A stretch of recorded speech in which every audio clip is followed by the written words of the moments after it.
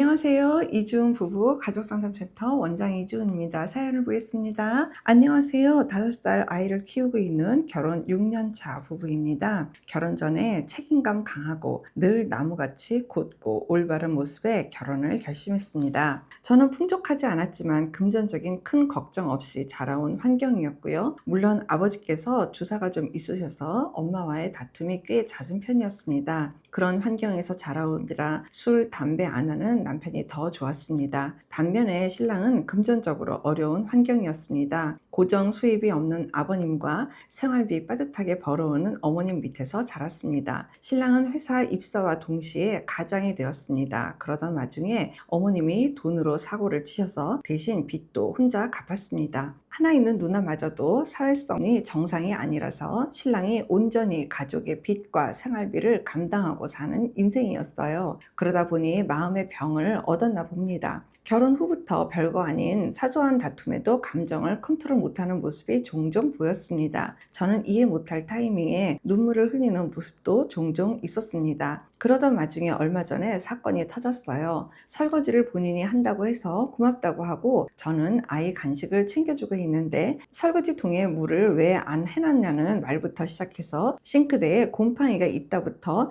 계속 잔소리를 하기 시작하더라고요. 애 챙기다 보니 내가 깜빡했나 보다. 그리고 그거 곰팡이 아니고 고기 검은 기름때가 묻은 거야. 저도 받아쳤습니다. 제가 듣기 좋은 말투로 이야기 안 한 건 인정합니다. 그랬더니 저보고 부들부들 떨면서 조용히 하라고 그러더군요. 저도 어이가 없어서 애 간식 챙기면서 투덜거림을 계속했습니다. 그러더니 갑자기 저보고 CXX야 조용히 하라고 하면서 벽에 자신의 머리를 박기 시작했습니다. 벽이 다 부서질 정도로요. 저는 옆에서 간식을 먹고 있던 아이가 그 모습을 다 봤을 거란 생각에 아이부터 살폈습니다. 아이가 너무 놀라서 벙찐 표정으로 저를 보더니 엉엉 울기 시작하더라고요. 아이가 우는 모습에 저도 같이 아이를 안고 엉엉 울었습니다. 아이가 진정이 좀 되고서도 저는 아이 눈을 볼 때마다 미안함에 계속 눈물이 나더라고요. 아이가 절 보더니 엄마 울어? 아빠 때문에 우는 거야? 하고 묻더니 부서진 벽을 보면서 아까 아빠가 벽에 머리를 하며 말을 잇지 못하고 또 울더라고요. 저는 아이 앞에서 그런 행동을 한 신랑을 용서 못하겠습니다. 신랑도 용서하지 마라. 나도 내 자신을 용서 못하겠다고 하면서 정신과 상담을 받겠다고 하더라고요. 용서가 안 되는 마음이 있으면서도 그런 환경에서 자라온 신랑이 짠하면서도 그런 원망이 시댁을 향하게 되더라고요. 지금은 아버님은 돌아가셔서 안 계시고 어머님과 손윗 시누이는 아무런 경제 활동 없이 저희가 보내드리는 돈으로 생활하고 계세요. 정말 염치 없는 인간들이라고 생각이 점차 듭니다. 저 정말 어떻게 해야 할까요?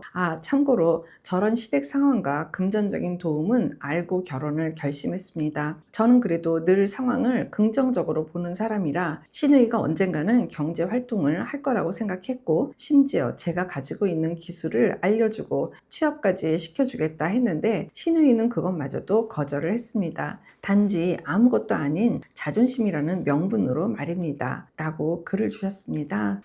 너무 힘드실 것 같아요. 어머님도 일을 안 하시고 계시고 시누이도 지금 또 일을 안 하시고 경제적인 부분들을 다 그냥 기대고 있으니까 지금 남편의 어려움이 이만저만 아니겠어요. 그러니까 사실 남편의 어려움은 곧 사연자님의 어려움이고 사연자님의 아이까지 뭔가 훨씬 더 질적이고 좀 편안한 삶을 살 수 있는데 거기까지 지금 다 영향을 받고 있는 거기 때문에 어려울 것 같아요. 이게 꼭 남편이 다 책임을 져야 되는 일인가에 대해서 저도 한번 생각해 보게 되는데요. 꼭 반드시 남편이 지금 다 책임져야 될 문제가 아니다라는 거죠. 누님이 지금 어떤 상황인지 지금 정확하게 모르겠는데 사회적으로 지금 좀 어렵다라고 하셨는데 사회생활 하는 거가 누님이 주관적으로 힘들어하는 건지 정말 누가 봐도 객관적으로 사회생활이 지금 어렵겠다가 되는 건지 그 부분을 모르겠거든요. 그런데 중요한 거는 어머니한테도 그렇고 누님한테도 그렇고 그렇고 계속해서 이렇게 아무것도 하지 않아도 생활비 쪽에 어떤 내용들이 계속 지급이 되고 있다고 하면은 일을 하겠어요? 일단 남편분이 자생력이 생기지 않게끔 하는 행동을 하고는 계신 거는 맞아요. 그 부분에서 남편이 이게 다 책임감이라고만 봐야지 될까? 어떤 무슨 죄책감 같은 것들을 갖고 계시나? 내가 이렇게 하지 않으면 돌아가신 아버지에 대해서도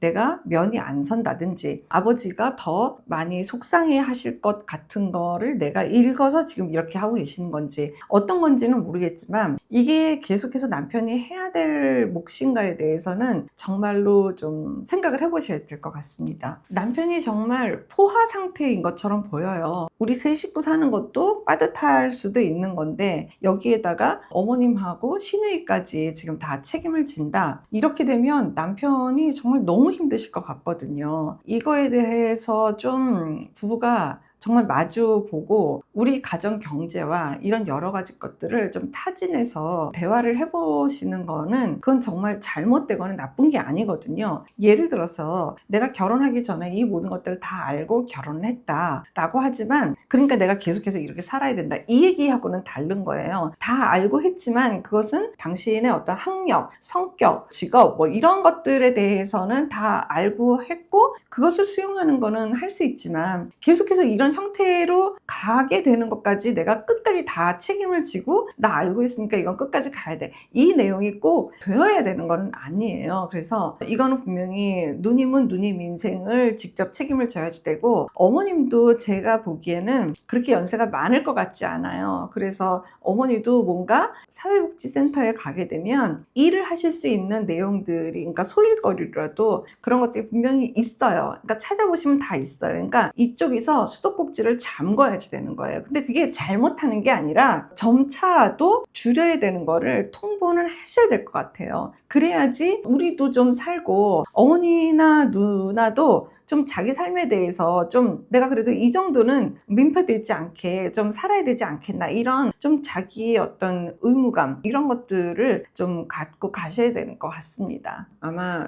젊은 사고로는 정말 더 이해 안 되고 부당하게끔 여겨질 수 있고 굉장히 억울하고 그런 마음들이 사연자님 입장에서는 일어날 수 있어요. 그래서 이 문제에 대해서 특히 남편이 좀 더 인식을 더 하고 자기 스스로 이 문제에 대해서 좀 구분도 좀 하고 좀 건강한 경계선도 좀 긋고 금전적인 경계선도 그어야지 되고 그럴 의지가 남편한테서 좀 이렇게 올라와야 되는데 이제 그렇지 않은 남편을 보면서 이게 뭔가 사연자님도 좀 불편한 마음으로 남편을 좀 조심하시는 거 아니십니까? 라고 좀 되묻고도 싶어요. 근데 그럴 일이 아니다라는 거를 저는 정확하게 알려드리고 싶어요. 나한테 당신을 굉장히 중요하다. 당신이 지금 너무 혹사하고 있는 것 같다. 그렇게 되면 나도 당신을 보는 마음이 불편해지고 그리고 뭔가 이 전체 식구를 다 책임져야지 되는 거가 당신한테 꼭 있다고 생각하지 않았으면 좋겠다.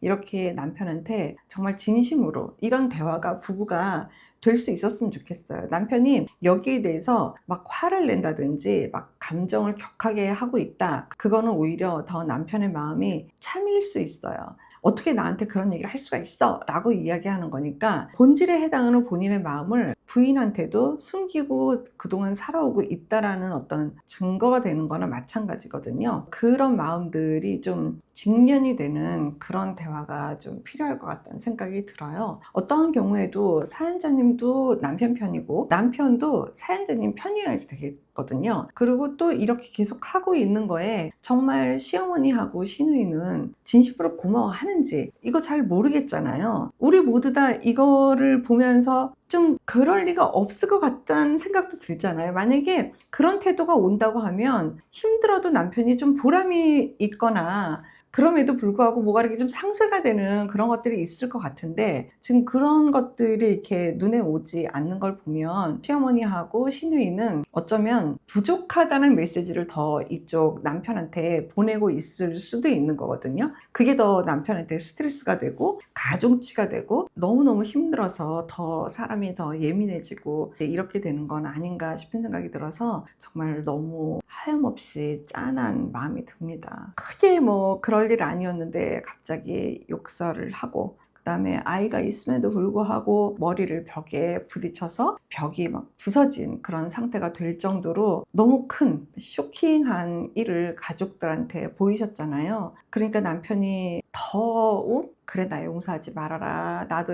내가 용서가 안 된다, 이제 이렇게 말씀을 주신 건데요. 이걸로 그냥 다 무마가 되고 마무리가 되고 결론이 나고 이런 거 아니잖아요. 결국은 진료는 진료고, 어쨌든 우리가 이런 사건들에 대해서 마주하고 뭔가 대화를 안 할 수는 없거든요. 그리고 아이가 두 번 다시 이런 모습을 다시 보는 그런 상황은 없어야 되지 않겠습니까? 진료는 가시더라도 궁극적으로 이 일에 대한 마무리는 분명히 하셔야 될 거라고 생각이 듭니다. 정말 부부가 다 책임져야 되는 일인지 꼭 그렇지 않은 일인지에 대해서 정확하게 대화만 하더라도 많은 부분들이 그래도 좀 녹내리고 풀리겠다 싶은 생각이 들어요. 어머니나 그 시누이에 대해서 우리 부부가 결정한 것을 슬슬 저쪽에 표현을 해서 전달하는 것부터가 시작이 되지 않겠나 싶고, 그것에 대해서 과도한 책임감과 과도한 죄책감을 갖는다라고 하게 되면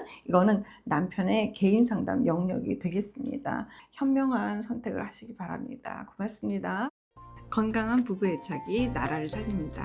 오늘도 영상 시청해 주셔서 감사합니다. 고맙습니다.